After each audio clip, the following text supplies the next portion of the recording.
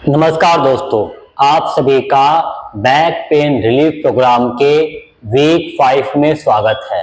दोस्तों, वीक 5 में हम बात करने वाले हैं कि आपको अपने अपने बायस के अकॉर्डिंग वीक 5 में कौन सी एक्सरसाइज करनी है अपने बैक पेन के लिए और उन एक्सरसाइज को करते वक्त आपको किन बातों का ध्यान रखना है। तो चलिए वीडियो शुरू करते हैं।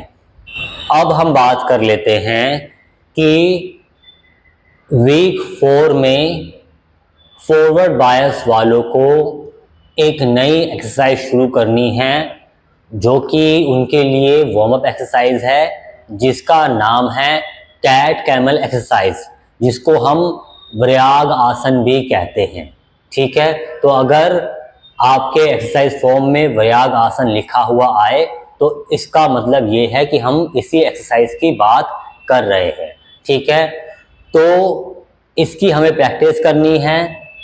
जो बैकवर्ड बायस वाले हैं उनको भी ये प्रैक्टिस करनी है, पर बैकवर्ड बायस वालों और फॉरवर्ड बायस वालों को ये जो प्रैक्टिस है, जो ये सेम प्रैक्टिस है, वो थोड़ा अलग तरीके से करनी है। तो चलिए समझ लेते हैं। तो इस प्रैक्टिस के लिए, कैट एंड कैमल एक्सरसाइज के लिए, आपको आना है मार्जरी आसन की पोजीशन में। अब मार्जरी आसन में कैसे आते हैं उसके बारे में हम ऑलरेडी वीक 3 में बात कर चुके हैं डिटेल में। आप चाहें तो वो वीडियो जाके देख सकते हैं। ठीक है, तो आपको मार्जरी आसन की पोजीशन में आ जाना है, जिसमें आपके दोनों हथेलियां जमीन पर है, आपके घुटने जमीन पर है, आपके पैरों के टोस जमीन पर है। ठीक है, हाथों के बीच में आपके शोल्डर की चौड़ाई जितना गैप है और पीछे जो आपके लेग है उसके बीच में आपके वेस्ट रीजन की चौड़ाई जितना गैप है, आपके पेल्विक की जितनी चौड़ाई है उतना ही गैप है। ठीक है, शोल्डर की लाइन में आपका रिस्ट जॉइंट है, इसी तरह से जो आपका लेग है आपके हिप जॉइंट की लाइन में आपका नी है। ठीक है, और उसी की सीध में आपका टो है। ठीक है, ये हुई आपकी मार्जरी आसन की पोजीशन। आपका हेड जो है न्यूट्रल है, यानी कि आपका फेस जो है जमीन की तरफ है। यहाँ आना है, यहाँ आपको रुकना है और उसके बाद आपको धीरे धीरे जेंटली अपने बैक को उठाना है ऊपर। ठीक है, यानी कि आपको अपने बैक को ऊपर उठा के कुबड़ बनाना है या हंच बनाना है। ठीक है, आपको अपने बैक को ऊपर मूव कराना है जेंटली। ठीक है, और जब आप ऐसा कर रहे हैं तो जो आपका हेड है उसको आपको अंदर ले जाना है, अपने चिन को आपको चेस्ट के पास ले जाना है। ठीक है, डायनेमिक वे में प्रैक्टिस करनी है, जाना है और वापस आ जाना है, अपने स्पाइन को न्यूट्रल पोजीशन में ले आना है। ठीक है, ये हुई एक प्रैक्टिस। इस तरह से आपको प्रैक्टिस रिपीट करनी है, जाना है। ठीक है, फेस आपका अंदर की तरफ, हेड अंदर की तरफ। ठीक है, यानी आप अपने अंदर से पैरों की तरफ देख रहे हैं, चिन आपका चेस्ट के पास और आप अपने बैक को ऊपर उठा रहे हैं। ठीक है, बैक से आप एक तरह से हंच बना रहे हैं। ठीक है, आपको अपने बैक से जो है हंच बनाना है, जैसे हम क्या कहते हैं, बैकवर्ड बायस वालों के लिए लोअर बैक से हम आर्च बना रहे थे, फॉरवर्ड बायस वालों को यहाँ पर जो है हंच बनाना है, कुबड़ बनाना है। ठीक है, इसको ऊपर उठाना है। इस तरह से जो है आपको प्रैक्टिस करनी है डायनेमिक वे में। ठीक है, याद रखिए आपका हेड जब वापस न्यूट्रल पोजीशन में आता है, ठीक है, आपको बैक को उठाना है, चिन चेस्ट के पास वापस लाना है, उठाना है, वापस लाना है।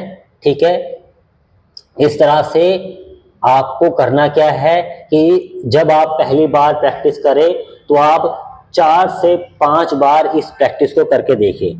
ठीक है, जब आप ये डे 1 पर करें, फर्स्ट टाइम जब आप ये प्रैक्टिस करें तो आपको 4 से 5 बार ये प्रैक्टिस पहले करके देखनी है और उसके बाद वापस आके ये चेक कर लेना है कि इस प्रैक्टिस को करने के बाद क्या आप कंफर्टेबल फील कर रहे हैं। ठीक है, क्या आपको बैक पेन आपका इंक्रीज तो नहीं हुआ है या आपको बैक पेन फील तो नहीं हो रहा है प्रैक्टिस के बाद।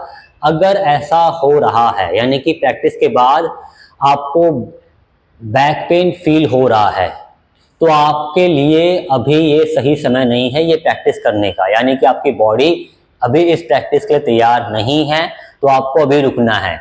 या हो सकता है कि आप जो है इस प्रैक्टिस को सही तरीके से नहीं कर रहे हैं, तो आपको वापस आके जो है फिर से ये वीडियो देखनी है, अच्छी तरह से सीखनी है ये प्रैक्टिस और वापस प्रैक्टिस करके देखना है, ठीक है। अब मान लीजिए कि आपने ये प्रैक्टिस करी 4 से 5 बार और आपको ठीक फील हो रहा है, अच्छा लग रहा है, कोई पेन आपको नहीं हुआ, तो आपको करना क्या है कि इसको आपको रिपीट करना है 10 बार, ठीक है, डायनेमिक वे में। यानी डायनेमिक वे मतलब कि आपको होल्ड नहीं करना है, आपको जाना है, यानी कि आपको हंच बनाना है, वापस आना है, हंच बनाना है, वापस आना है, ठीक है। हंच बनाया, वापस आए 1, हंच बनाया, वापस आए 2। इस तरह से आप जो है 10 बार प्रैक्टिस करनी है आपको, स्टार्टिंग के फर्स्ट और सेकंड डे, ठीक है, पहले दिन और दूसरे दिन, ठीक है। अगर आप चाहें तो दूसरे दिन भी इसी तरह से 10 बार प्रैक्टिस कर सकते हैं।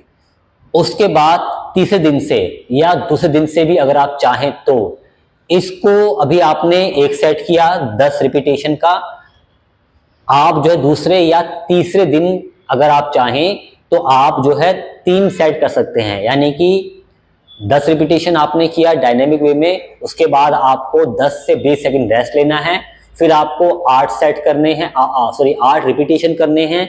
8 रिपीटेशन करने के बाद आपको जो है 10 सेकंड रेस्ट करना है, फिर आपको 6 रिपीटेशन करने हैं, ठीक है। और इस तरह से जो है आपको वापस आना है, ये प्रैक्टिस पूरी करनी है। ये आपको वार्म अप एक्सरसाइज की तरह करनी है, यानी कि आपकी जो बाकी प्रैक्टिस है, जो बैक पेन के लिए आपकी जो बाकी एक्सरसाइज है, उससे पहले आपको ये प्रैक्टिस करनी है एज ए वार्म अप, ठीक है। वार्म अप की तरह आपको ये एक्सरसाइज करनी है और उसके बाद ही जो है आपको बाकी प्रैक्टिस दोहरानी है, ठीक है। फिर से याद दिला दूं, मार्जरी आसन में जाना है, ठीक है। और जब भी आप मूव कर रहे हैं एक पोजीशन से दूसरी पोजीशन में, अपनी बॉडी को ट्रांजिट कर रहे हैं, हमेशा ब्रीथिंग जो है मेंटेन रखिए, ठीक है। मार्जरी आसन की पोजीशन में आना है, रुकना है, ठीक है। और यहां से आपको हंच बनाना है, ठीक है, हेड अंदर, चिन चेस्ट के पास, वापस न्यूट्रल पोजीशन में, ठीक है। न्यूट्रल में आना है, यहां आपको जो है इस तरह से आर्च नहीं बनाना है, याद रखिए आर्च नहीं बनाना है, ये फॉरवर्ड बायस वालों को करना है, ठीक है। सॉरी, ये जो है बैकवर्ड बायस वालों को करना है। फॉरवर्ड बायस वालों को हंच बनाना है अपनी बैक से और बैकवर्ड बायस वालों को आर्च बनाना है। ये चीजें आपको याद रखनी है प्रैक्टिस में। आई होप आपको ये वीडियो पसंद आई होगी। मिलते हैं अगले वीडियो में। आप सभी का धन्यवाद।